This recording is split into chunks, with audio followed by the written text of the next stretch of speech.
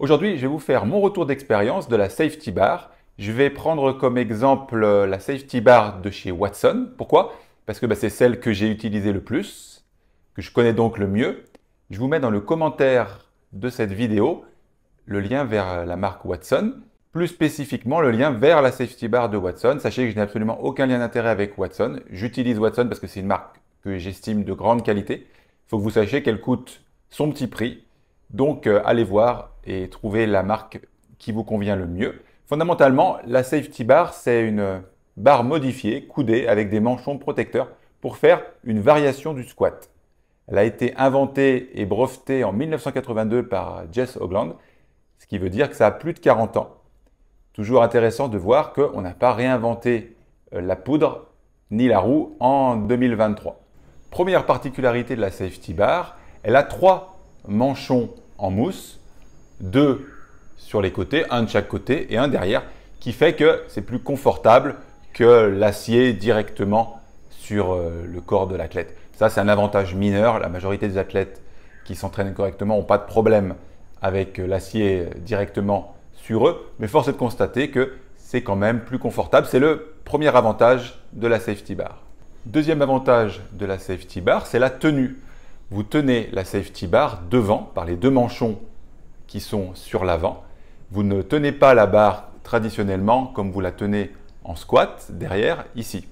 Ce qui fait que dans un cas de figure où vous êtes en rééducation ou en réathlétisation de l'épaule et que vous décidez quand même de vouloir entraîner le membre inférieur avec une variante du squat, vous n'avez pas cette position-là qui peut être problématique dans les cas de figure que je viens de citer. En tenant les 2 manchons devant, ça peut être bien plus confortable en phase de rééducation, en phase de réathlétisation de l'épaule, de tenir la barre devant. Donc c'est le second avantage, peut-être l'un des plus importants, c'est que vous pouvez entraîner le membre inférieur en période de rééducation et de réathlétisation de l'épaule. Hors du contexte de rééduc et de réathlé, si vous avez par exemple des fentes en marchant à faire avec barre, force est de constater que si vous tenez la barre longtemps derrière comme ça, même si vous avez une épaule saine, ça peut être un peu problématique si le temps de travail est long. Tenir la barre comme ça, c'est bien plus simple, c'est bien moins coûteux en énergie. Donc si vous avez des exercices où vous devez tenir la barre fermement longtemps derrière, je pense aux fentes marchées, là, vous êtes soulagé. Donc voilà le premier énorme avantage de la Safety Bar. L'autre particularité de la Safety Bar, c'est qu'elle est coudée aux extrémités, ce qui fait que le poids, les charges, les disques que l'on met de chaque côté sont plus bas et plus vers l'avant. Ça, c'est le premier point. D'autre part, on tient la barre devant avec les mains sur les 2 manchons, ce qui fait qu'on a toute la longueur du bras qui contrebalance, j'allais dire une chute éventuelle du corps vers l'arrière. Mais ce n'est pas tout à fait juste, ce qui redistribue les charges vers l'avant. Et donc, ça entraîne 2 choses. Ça entraîne le fait qu'on peut squatter avec un tronc un petit peu plus verticalisé. Je ne dis pas évidemment perpendiculaire au sol, mais on peut verticaliser un peu plus le tronc par rapport à un squat derrière. Donc, si on peut verticaliser un petit peu plus le tronc, dans certains cas de figure de gens qui ont des douleurs au niveau du dos, en verticalisant un peu plus, chez certaines personnes, ce n'est pas automatique, ça peut soulager le dos.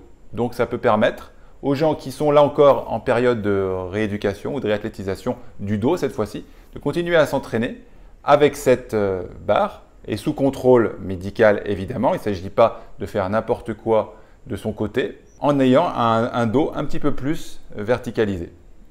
Donc c'est l'avantage lié à la barre coudée aux extrémités et au manchon devant. L'autre chose liée aux 2 arguments que je viens de dire aussi, c'est qu'on peut, chez certaines personnes, descendre un peu plus bas, augmenter l'amplitude grâce aux 2 mêmes arguments. Les charges qui sont plus vers l'avant et plus vers le bas et les segments du membre sup qui contrebalancent les charges qui auraient tendance majoritairement à nous faire tomber en arrière. Donc on peut descendre un petit peu plus bas grâce à ces 2 particularités.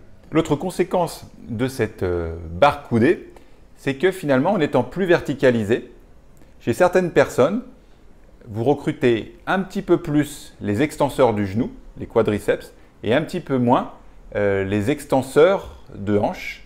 Pourquoi? Parce qu'en étant plus relevé, vous allez moins préétirer les extenseurs de hanches et donc moins les utiliser. Quand je dis moins, c'est légèrement moins. Et donc, fatalement, ça va se reporter sur l'autre articulation dominante, les extenseurs du genou.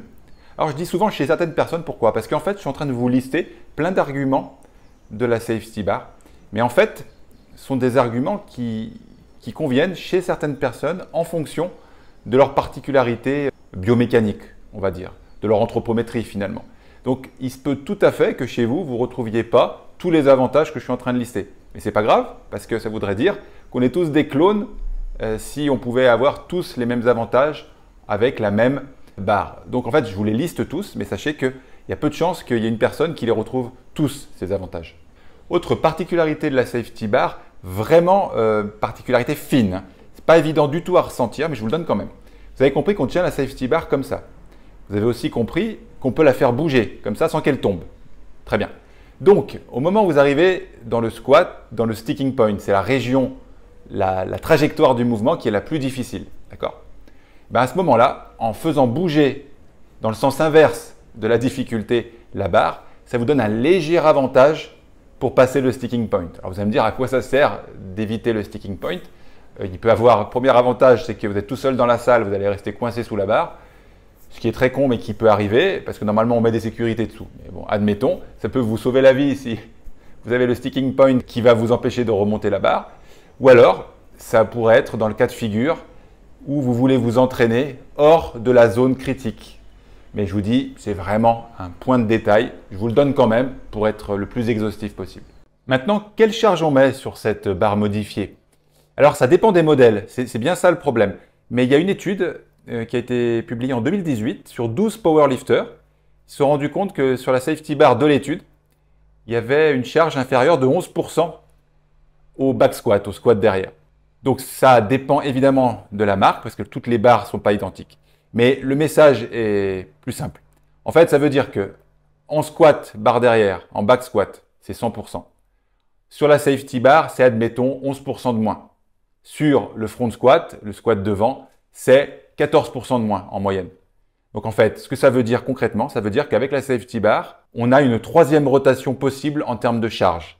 On a le back squat le plus lourd, la safety bar après et le front squat encore après. Je le rappelle, ça dépend de la configuration de la safety bar, mais vous avez compris que ça vous donne 3 rotations possibles de squat, ce qui est très riche et qui permet chez les athlètes qui s'entraînent beaucoup sur le membre inf d'avoir de la variété et des stimuli légèrement différents dans le même pattern d'accroupissement, ce qui est très précieux. Dernière chose à garder à l'esprit quand on parle de la safety bar, c'est lors du point bas du squat. Pour les gens qui ont une grande amplitude, il faut faire gaffe à un truc, c'est que comme vous avez les coudes vers l'avant, si vous descendez trop les coudes et que vous descendez bas au squat, vous risquez peut-être de toucher les coudes sur les cuisses ou les genoux. Donc faites gaffe à ça, gardez bien les coudes relevés et il n'y aura pas de problème. C'est la dernière chose à garder à l'esprit. Non, il y a une dernière chose à garder à l'esprit, c'est que tous les mardis matins, j'ai une newsletter exclusive où je partage mon expérience. Mardi dernier, j'ai justement testé un appareil pour améliorer le grip, la force de saisie. Vous avez raté cette newsletter, ne ratez pas celle de mardi prochain. Et pour ce faire, cliquez sur la grosse enveloppe que vous voyez apparaître vers ma tête et vous la recevrez gratuitement dans votre boîte aux lettres mardi prochain.